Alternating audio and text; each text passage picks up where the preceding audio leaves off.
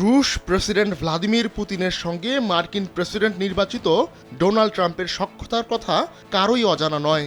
অভিযোগ রয়েছে 2016 সালের মার্কিন প্রেসিডেন্ট নির্বাচনে হস্তক্ষেপ করেছিলেন পুতিন। সেবার ডেমোক্রেটিক দলীয় প্রার্থী হিলারি ক্লিন্টনকে হারিয়ে প্রেসিডেন্ট নির্বাচিত হয়েছিলেন ট্রাম্প। তখন থেকে পরবর্তী 4 বছর পুতিন ও ট্রাম্পের সম্পর্ক আরও গভীর হয়।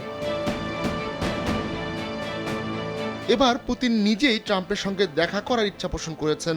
বৃহস্পতিবার পুতিন বলেন তিনি মার্কিন প্রেসিডেন্ট নির্বাচিত ট্রাম্পের সঙ্গে যে কোনো সময় আলোচনার জন্য প্রস্তুত রয়েছেন। এ সময় তিনি 2022 সালের ফেব্রুয়ারির আগেই কেন ইউক্রেনে হামলা করলেন না তা নিয়ে দুঃখ প্রকাশ করেন। নির্বাচনী প্রচারণার সময় ট্রাম্প ঘোষণা দিয়েছিলেন ইউক্রেন যুদ্ধ থামিয়ে দেবেন তিনি।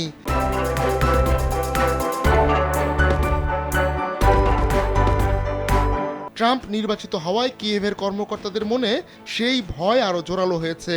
তাদের ধারণা মস্কোর পক্ষে যায় এমন শর্তে শান্তি প্রস্তাব মেনে নিতে কিয়েভকে বাধ্য করা হবে। বাৎসরিক সংবাদ সম্মেলনে বৃহস্পতিবার 72 বছর বয়সী পুতিন বলেন যুদ্ধক্ষেত্রে তার বাহিনী ভালো অবস্থানে আছে। তবে রুশ প্রেসিডেন্ট এও স্বীকার করেন যে তার বাহিনী কবে কুরস্ক অঞ্চল পুনরায় দখল করবে তা জানেন না তিনি। এমন এক সময় পুতিন কথা বললেন যখন তার বাহিনী উত্তর পূর্বাঞ্চলীয় ইউক্রেনে হামলা চালাচ্ছে। একই সময় ইউক্রেনের প্রেসিডেন্ট ভলোদিমির জেলেনস্কি ব্রাসেলস সফর করছেন।